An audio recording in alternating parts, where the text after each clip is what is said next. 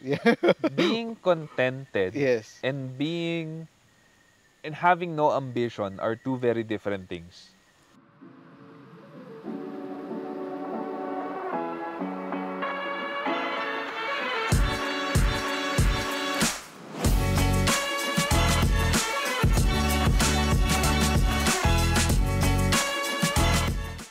Right, so it's a sunny day today, June 10, Saturday. Right now we're here in SSRC Silent Sanctuary Reserve Campgrounds. We're camping in the grasslands area where we have a lot of restrooms. We have the second floor balcony na pwede kang tumambay. In fact, some of our people slept there last night.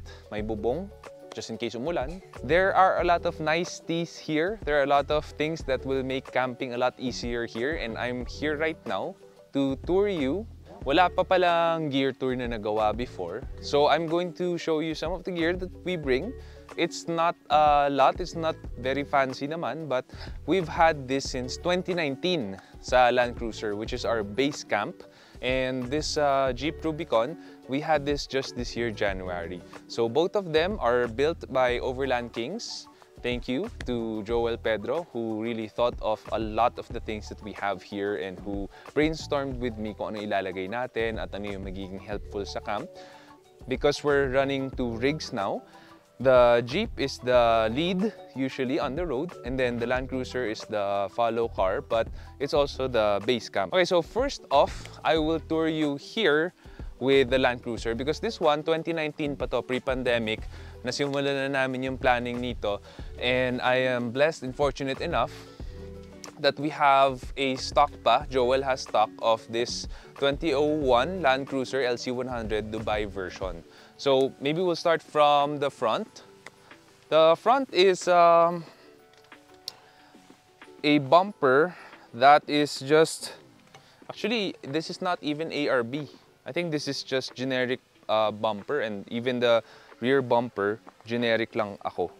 So hindi na kami nag-ARB, hindi na kami nag-branded because it's still steel, still pretty hard, pretty tough, and pwedeng i-load yung ham radio, pwedeng magka-fog lights, pwedeng ilagay yung alien lights kung tawagin ni Joel. Hindi ko alam kung ano yung tawag talaga dito, pero napakalakas na beam lights nitong dalawa. When we drive at night, nung inaabot akong gabi, dati ako nagda-drive nitong Land Cruiser kasi wala pa yung Jeep, madilim talaga. Especially if you're going to campsites, a lot of campsites don't have road, they don't have lamp lights on the road. So madilim talaga pag gabi. And as long as wala kang kasalubong, you can turn on your beam lights and the drive is really, really good kasi kitang-kita mo talaga all the way. So this one, very strong lights. Just make sure you use it while driving kasi malakas siyang kumain ng battery. And then we have our Kings winch right here. Thank God I've never had the need to use it. Pero pag may na-stock, pwede nating i-winch out.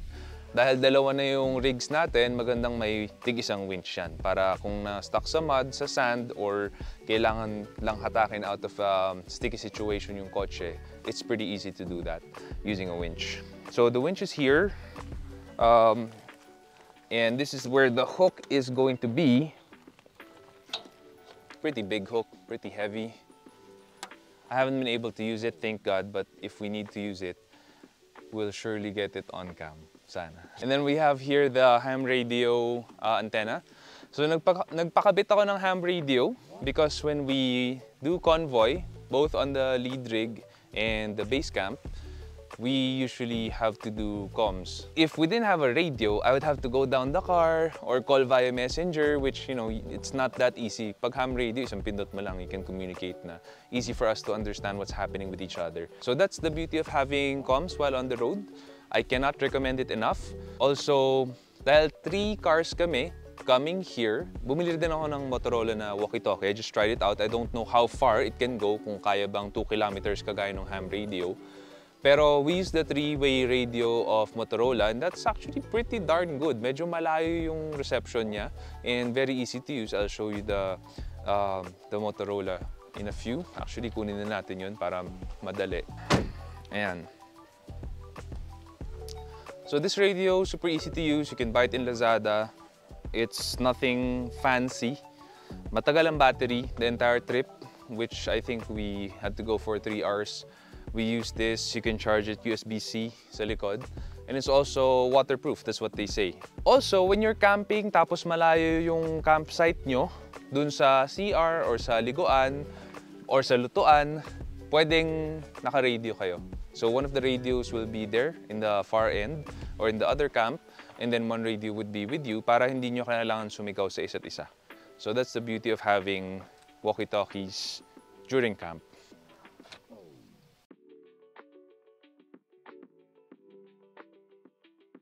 Kakasabi ko lang kanina, sunny day, alam ko, pero mabilis mag-change ang weather dito. So, humampas kanina malakas na ulan tsaka thunderstorm. So, that's why I'm wearing a hat, and then medyo basa na rin kasi nagmamadali akong i-peg itong awning natin. Because this one was, I bought it 2019. Actually, bugbog na siya. So, meron ng rip dito. If you can see my fingers going through there. So, it's already ripped. And yeah, it's tried and tested. This is a Kings 270-degree awning. And if you are aware of your awnings and tents, pinakamaganda talaga every 2 years pinapa-waterproof yan. Eh ako hindi ko pa napapa-waterproof. So tumutulo na siya dito. So unless I do this, I have to tie it and peg it down para the water will flow down na hindi siya magbubuntis dito and tutulo ng tubig. I always have to do this. So I have to tie it down. And kaya ito napunit, to be fair, because I tied it down in Beach Garage Campgrounds na dating nasa dulong-dulo si Beach Garage, nasa bagong location na siya ngayon. Pero dating nasa dulong-dulo siya, ang lakas talaga ng hangin dun. So I think that was a 45 km/h wind that hit our awning, and this got ripped. And the center of the awning there, I don't know what you call it, parang yun yung nag-hold ng mga bakal. Naputol actually isang bakal doon, pina-welding pa namin yung aluminum, medyo tricky. So thanks to Joel and his team for being able to repair that and being able to also fix this. Yeah, so this is the awning. It's held up 2019, so ano na, 4 years na siya. And then we have the Nito table. This one is a front runner table. It goes under the roof rack of the Land Cruiser. I'm using a front runner system, and that's also recommended by Joel, and so far I'm very happy with it. It has been able to hold our iCamper king size tent. So that's fitting 4 people. Kayang-kaya makatulog 4 packs doon. I sleep with my kids there and my wife, so walang problema, and it's very comfortable. We have a memory foam mattress there, and I'm always a good sleep there. And then for our water container, we have the Moby Garden here. This one you can buy off of Lazada. So far I'm very happy with it. It's very easy to use, very easy to fill, very easy to carry. And then we have the ProQuip Australian containers. This one's supposedly for diesel or gas, whatever it is.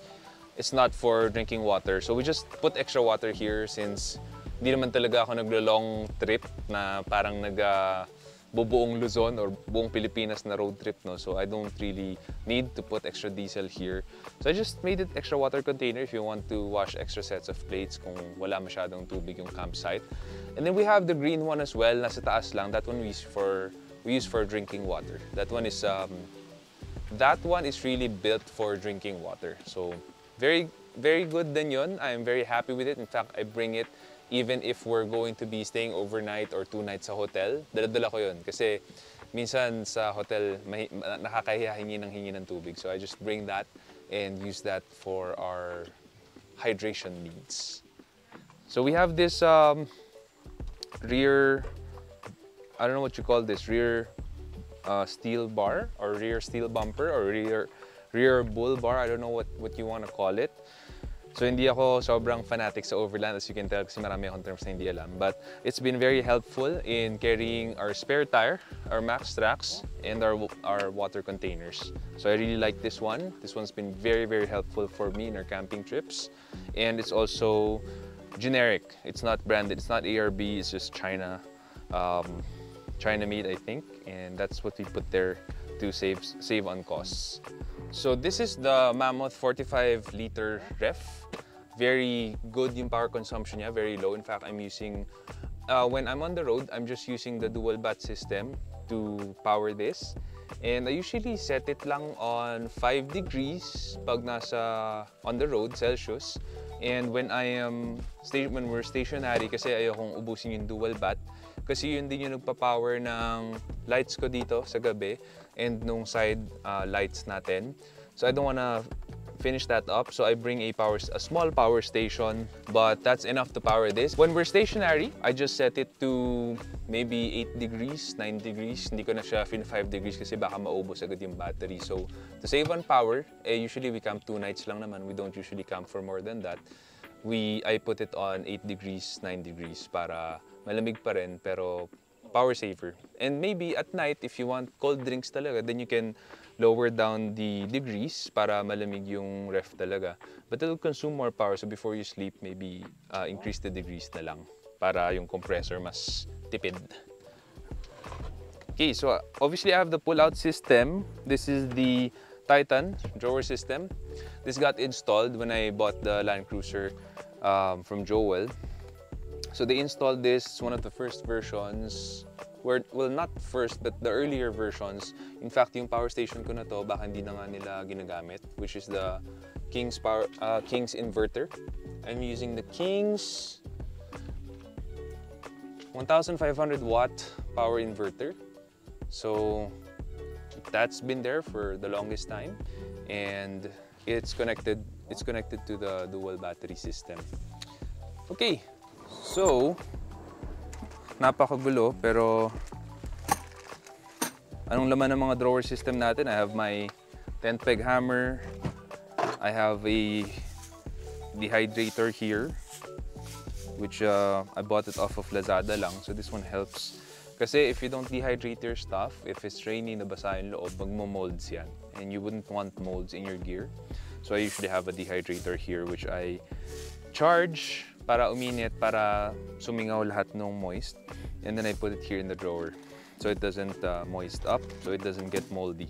And I have my tent ropes, so that's very handy. I have my handyman tools. You have a wrench, screwdrivers, good stuff.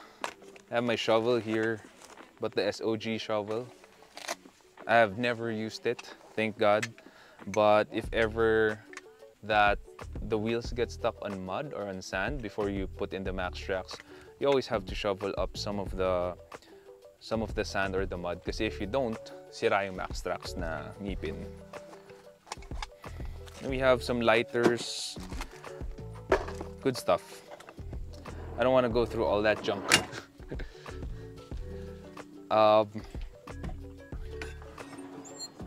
So I have my personal stuff here. It's usually clothes and my toiletries, some fans that I have.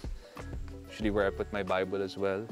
Always have to go with that for your daily spiritual needs. And then we have the water bidet. So this one, yeah, pwede pa. Mahaba to. Maabot yan hanggang dito sa shower awning, shower tent. Shower enclosure. This one is a Mammoth shower awning or shower tent, whatever you want to call it. Very, very helpful. I really like this install. I really love how this just unfolds and how you can easily use it to change your clothes, and sometimes you use it to take a shower. In fact, when we were in Rio Magdalena, dito ako naliligo, and it's super easy to take a shower here, especially with my shower bidet just super near, kayang hatakin. May lalagyanan din siya ng shampoo, sabon dun sa loob, and pwede mong isabit yung damit mo dito. It just zips up and down. When you want to enter, you just zip it up. There you go, and pwede ka na pumasok. We have this egg roll table. This one's off of Lazada. I'm sure you can find it yourself. I don't remember the brand.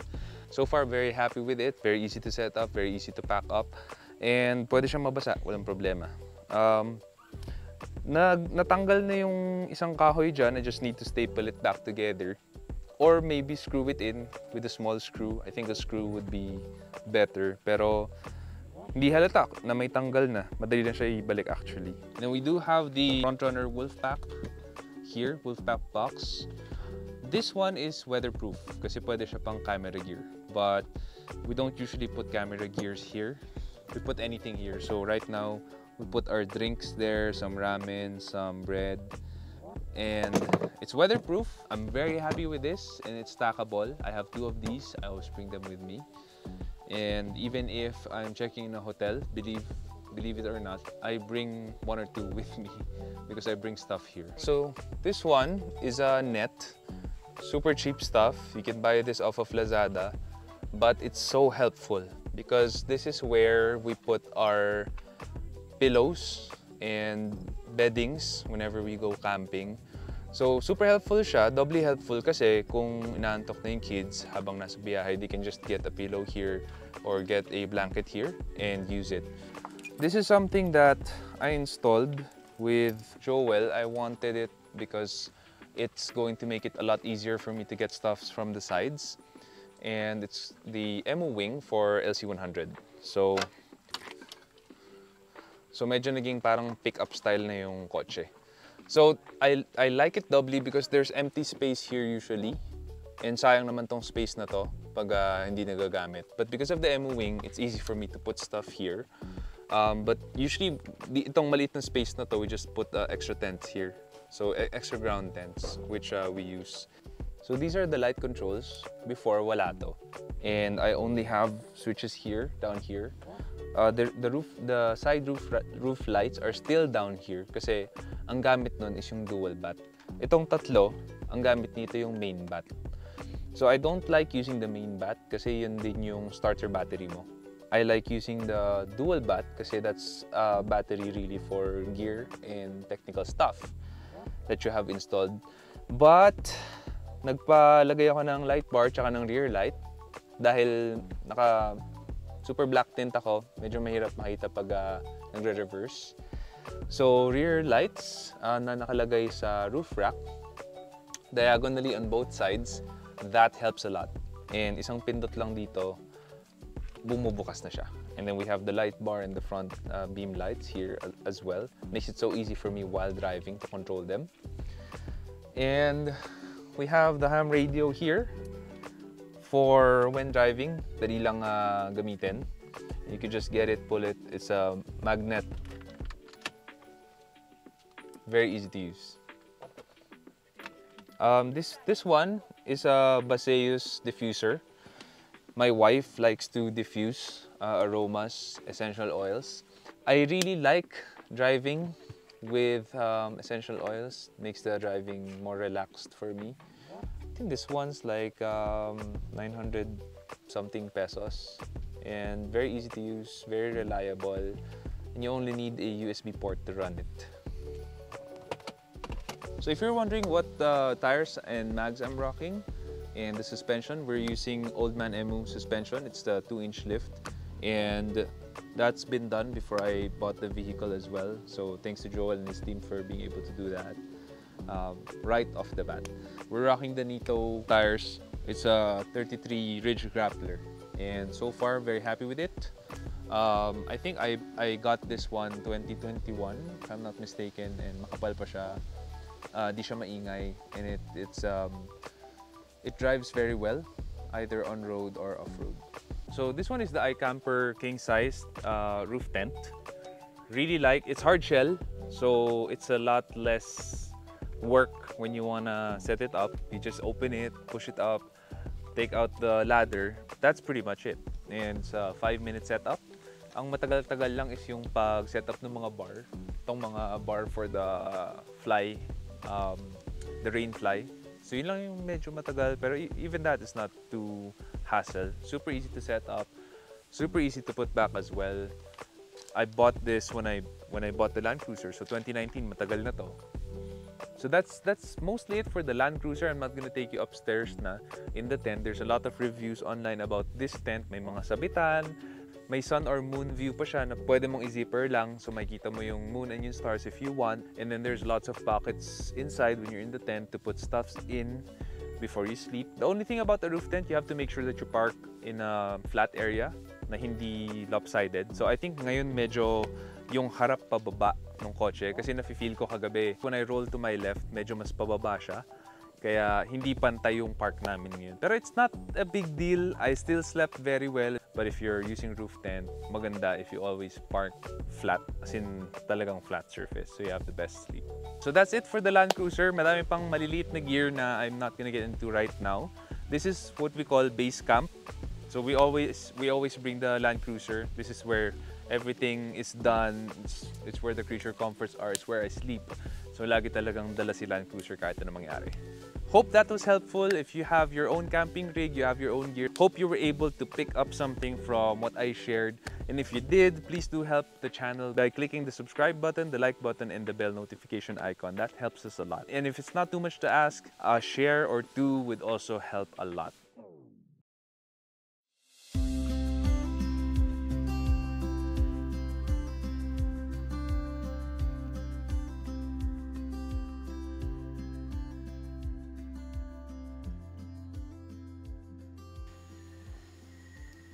This can be a long list, but okay, I'll ask it. What books or podcast can you recommend to new leaders? Books, dami. Books, Sobrang yun dami. nga sabi ko sa'yo. So I always share, of course, the Bible, that's a given.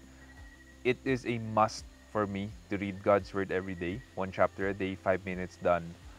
Then, if you're a new leader, how to win friends and influence people. Because if no one likes you, they're not gonna get along with you. You can't influence them. They're not gonna be influenced by you. They're not gonna let you lead them. Wala, di kaya. So you read that book to learn how to be more influential in a way that you're genuinely interested in people and they like you better. Then the 21 Irrefutable Laws of Leadership by John Maxwell. That's changed my life. I've read that 3 times. Another book for me that I've recently read that I really like, that's impacted my life right now, is Discipline is Destiny by Ryan Holiday.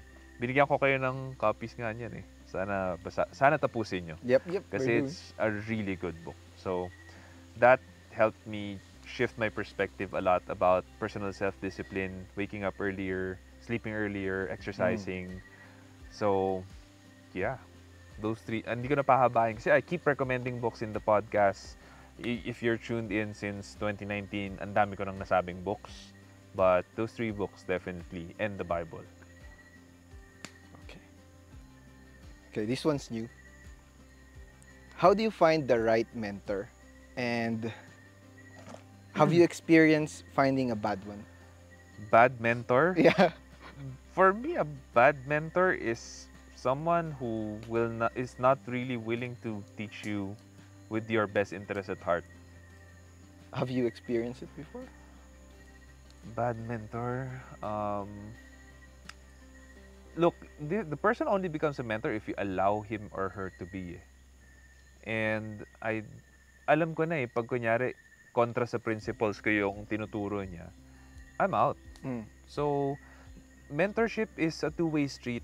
If you're not willing to be mentored, then it's not a mentorship relationship.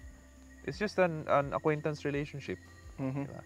When you say mentor, this person checks up on you, you can tap on his or her wisdom anytime, and then you're willing to be accountable on your results. That for me is what mentorship is about. So, how do you find good mentors? You don't stick with just one because there's multiple aspects to your life. There's financial aspects, there's relationships, there's work, there's specializations, if any. So, in my life, I have multiple mentors. I have my discipler, si Pastor Joby. We still meet every Tuesday. I am discipled by him. I have Pastor Dennis as well, who really changed my life since my teenage years. And then, I have sila Jason, sila Randall, yan, sila Marvin, Correct. was mentored me in stocks and cryptocurrency.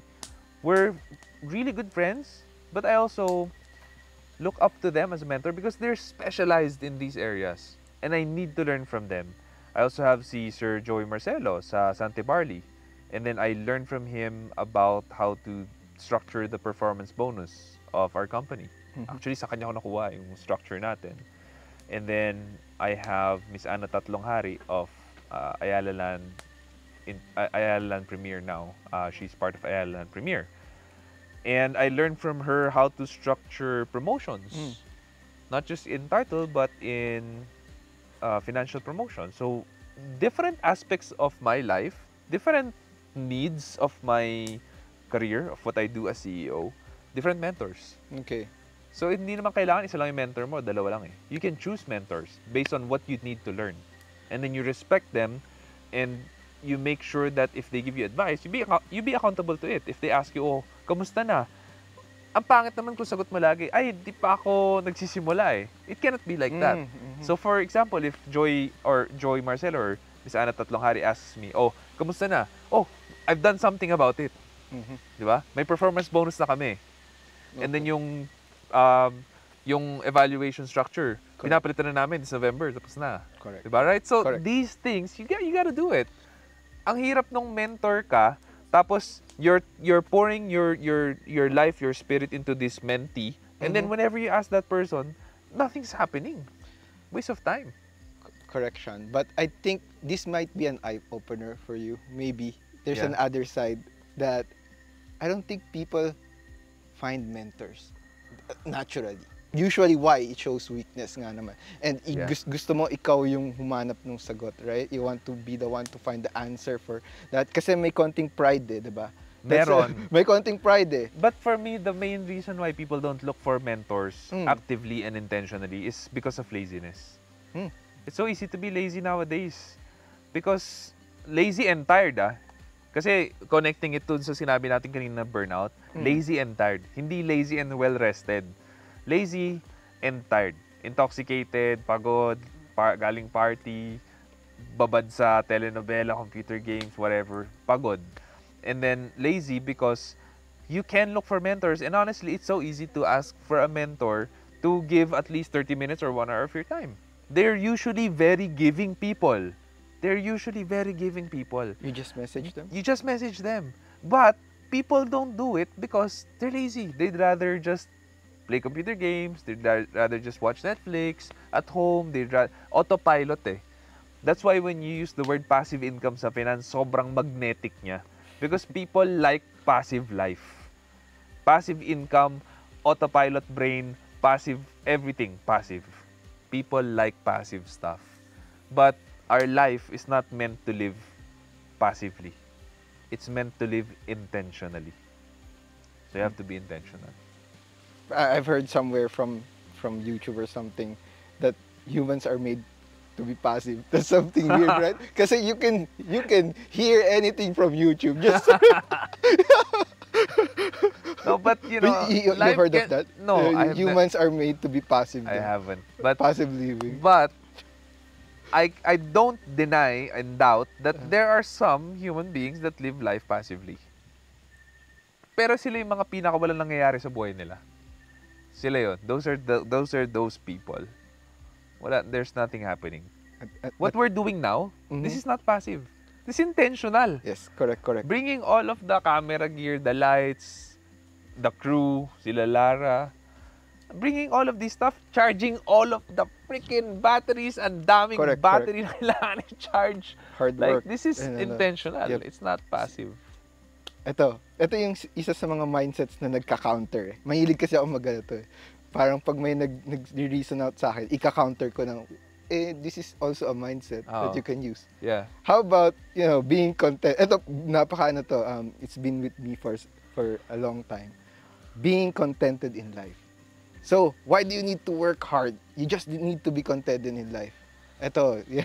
Being contented yes. and having no ambition are two very different things.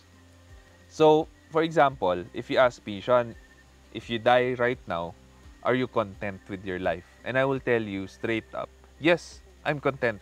If God takes me home right now, I'm happy with everything. But if you tell me, then do you have hopes, dreams, and ambitions? I will also tell you, yes, I have hopes, dreams, and ambition. And I'm working towards that. So, contentment is an inner state. Ambition is a set of goals that you still want to achieve or get to. Okay. It's not mutually exclusive. It can both it can both exist at the same time. Okay. And I think that it is actually very healthy for a person to have both contentment and ambition. Actually, for me, the best leaders are leaders who are both contented and ambitious. Hindi yung contented and wala na, parang chill na siya sa buhay. Kailangan may ambition ka. If you don't have ambition, you're not gonna move. You're not gonna be able to move mountains. You're not gonna be able to move people to where they want to be. Because people want to get from point A to point B. People aspire. That's why when we have some of the most expensive stuffs being sold, even if it doesn't make sense to buy them, people want to buy them. Because people aspire to greater things. And if you don't have ambition, you can't move them. You have to have both. Note that down. If someone tells you to be content